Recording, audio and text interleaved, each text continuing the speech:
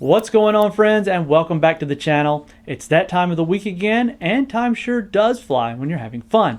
And that's what we've been having this week, with Gordon kicking around Apple for its horrendous performance comparisons. And if you somehow missed that video, then you'll certainly want to catch it as soon as you're done watching this one. When it comes to other news around the PC world, I can finally say with certainty that graphics card prices are on the decline, and I couldn't be happier about saying that. But Nvidia was on the wrong end of an internal hack, and now the stolen IP is being used to sneak in malware disguised as drivers. AMD admits to having a stutter problem with Ryzen CPUs, but is working on a fix coming soon, and you can install Windows on the fabled Steam Deck. I think it's fabled. It's out there, right? Some people have it. Well, that's the short. Now let's get to the long with a nice little intro graphic. I am 100% kicking this week off with a little bit of good news, or rather a good trend that I'm very pleased to see happening. And not just because it's one of my predictions for this year on The Full Nerd. With great excitement, I'm here to tell you that graphics card prices are on the steady and constant decline. Thankfully, there's a site like 3D Center out there keeping us up to date with the raw numbers. According to 3D Center's price trend, we're seeing a steady decline in listing prices starting in December of 2021. Until then, it had been rebounding from a sharp dip from May to July.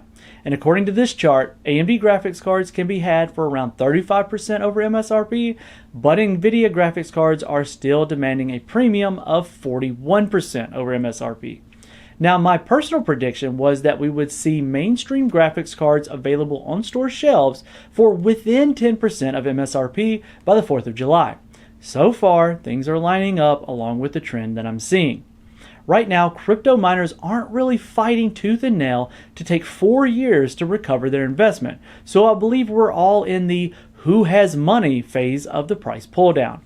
For those of us holding out for MSRP, we're going to have to let the whales get done emptying their pockets before retailers cut us a break, so hold tight. And as PC World head Brad Charkis points out, paying MSRP for 2-year-old graphics cards sucks at any point in history, but we have to start somewhere. But getting graphics cards into gamers' hands isn't the only thing on Nvidia's plates right now.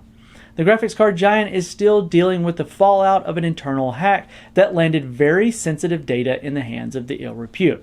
And while Nvidia assured everyone that no user data made it out the back door, the hackers did make it out with the ability to hide malware in seemingly harmless driver packages.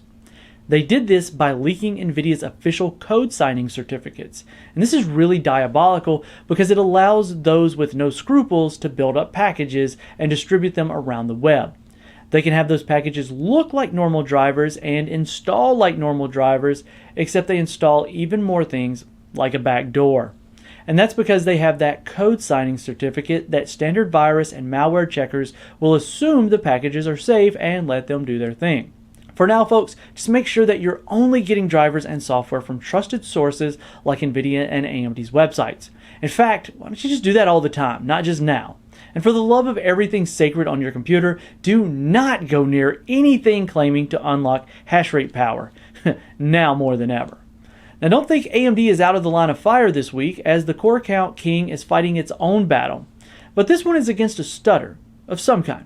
We're not 100% sure just what all it's affecting, but it's being caused by an integrated trusted platform module.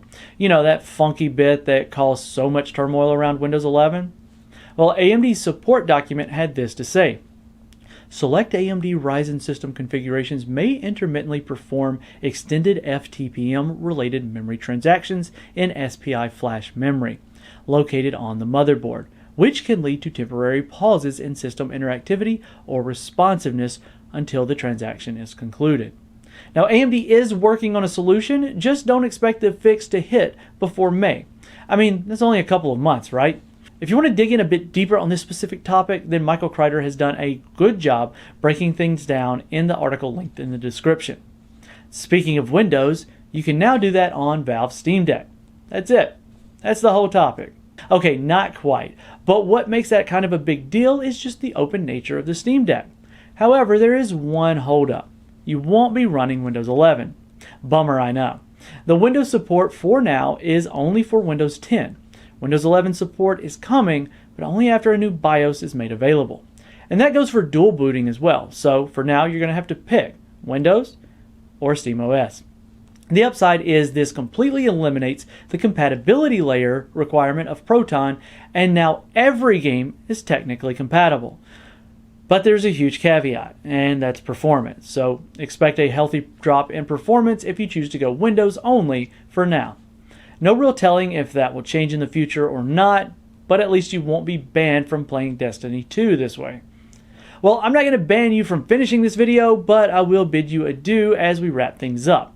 Graphics card prices continue to fall, and I, for one, am really hoping to get within spitting distance of MSRP over the next couple of months. Nvidia has some work to do in cleaning up things from a hack, so be sure you're cautious of where you get your drivers from going forward. AMD is working on the fix for the stutter issue on Ryzen processors caused by an issue with the built-in Trusted Platform module.